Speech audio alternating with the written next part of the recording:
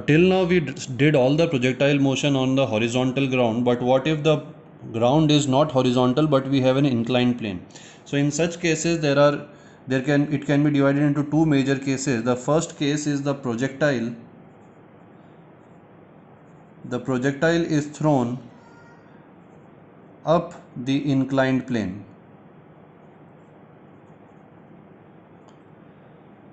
So let us say that on ground there is an inclined plane like this. That means the plane itself is making an angle, let us say theta, with ground, and the particle is projected on this inclined plane from, say, this point with this direction of velocity, and it goes like this.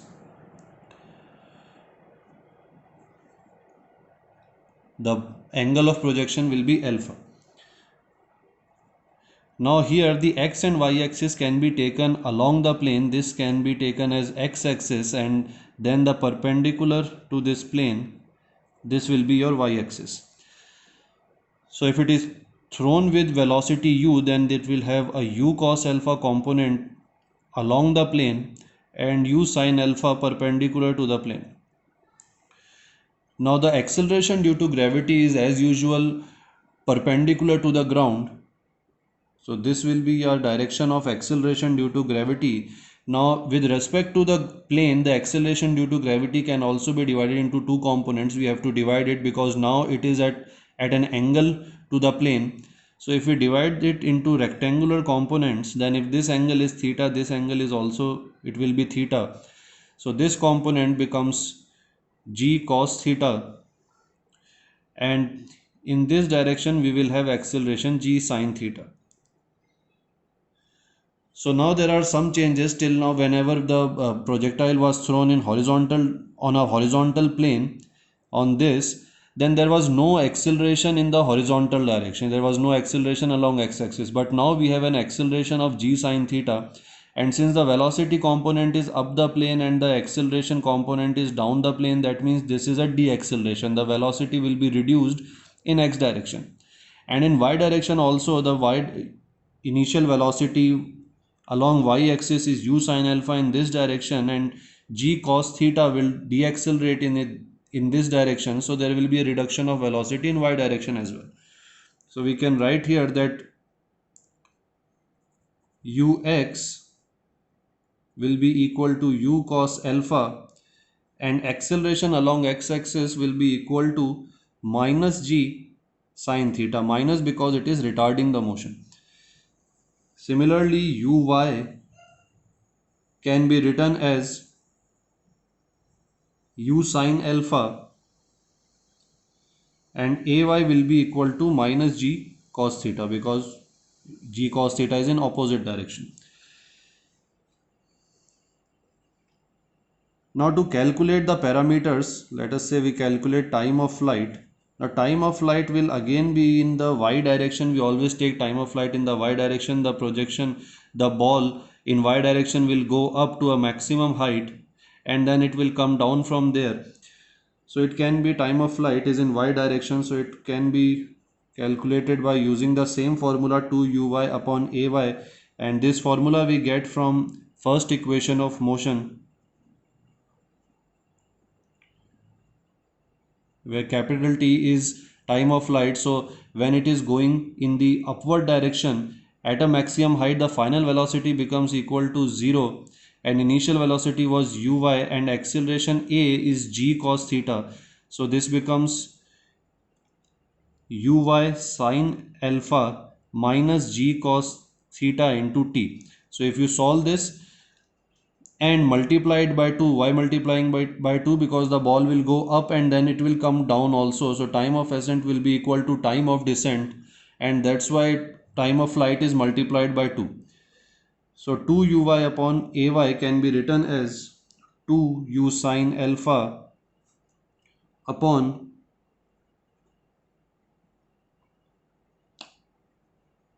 g cos theta. This will be our time of flight. Similarly, we can calculate maximum height.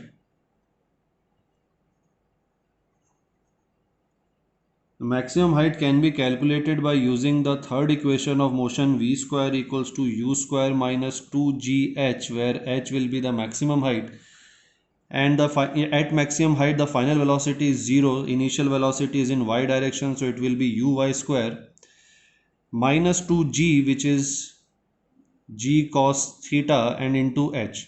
So if you solve this, then the maximum height, the value of h will be u square sine square alpha upon 2g cos theta. Now for horizontal range will be in this direction, so the velocity here we cannot simply multiply u cos alpha with time, because now we have acceleration, so we are going to use the second equation of motion uxt. We will use u r equals to uxt plus half gt square. So if we substitute the appropriate values, then ux is u cos alpha, so it will be u cos alpha into t minus half g, because it is in opposite direction. So g is g sine theta into t square. So we substitute this value of t here, then we can easily find out the value of range. Now the second case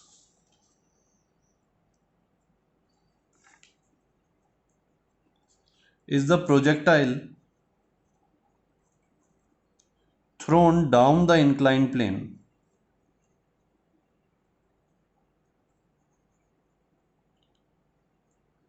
So this time we have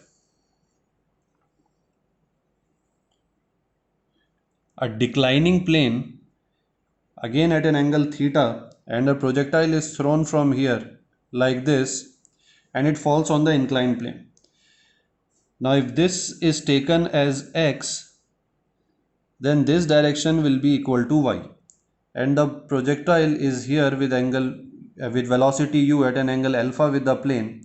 So in this direction we will have u cos alpha, and in this direction we will have u sine alpha. The value of acceleration due to gravity, it will be like this, so it will be divided into two rectangular components. So if we draw perpendicular, so if this is theta, then this will be equal to theta.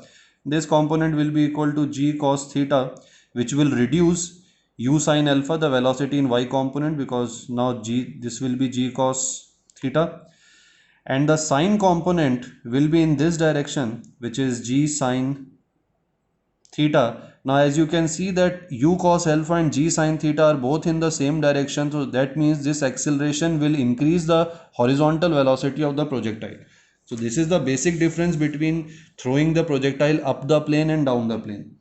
Now if we calculate the same parameters for this, then time of flight is equal to 2uy upon ay. So there is no change in the y direction as it was in inclined up the inclined plane, it is same here, so it will be equal to, we can directly write 2u sine alpha upon g cos theta.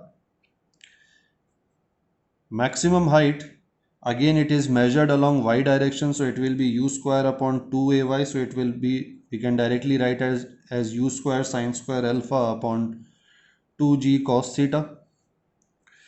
The horizontal range, it will be again calculated using second equation of motion, so uxt plus half gt square. So I am writing it directly here, that u cos alpha into time of flight, plus this time we will have plus because the acceleration is in the same direction of the velocity, so plus g sine theta into t square, and again we can substitute the value of t in this equation to find out the horizontal range. Now to find the maximum range,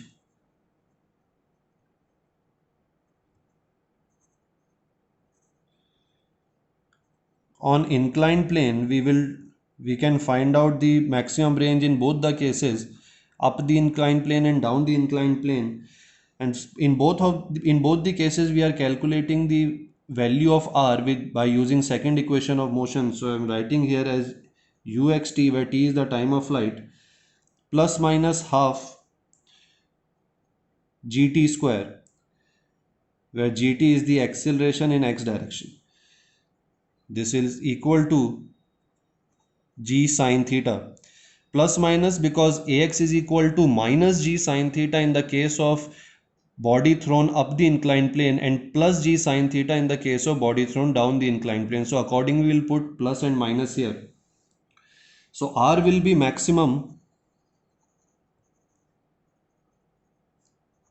R will be maximum when we find the maxima of this dr by d alpha equals to 0. Now this is a lengthy equation, so and you will study it later on in the chapter of differentiation in mathematics, then it will be more clear.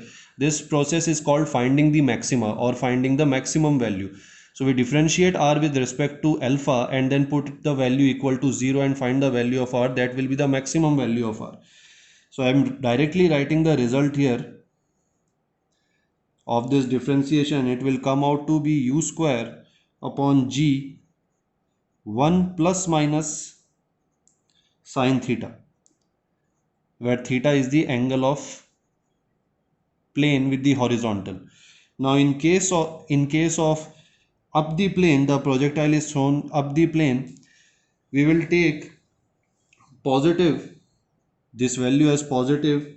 I'll write it here. Up the, it is taken as plus sign while the projectile is thrown up the plane, and minus sign when it is thrown down the plane. So if we put theta equals to 0, that means the again the horizontal plane, this will be same as horizontal plane, the inclined, the angle theta has reduced to 0, so this plane will come like this and we'll get the original conditions of horizontal ground. In that case the maximum range will be equal to u square upon g, and this is the same value that we found out when we were studying the projectile motion in the starting on the horizontal ground. So this way we can find out the value of maximum range for all the cases by using this formula.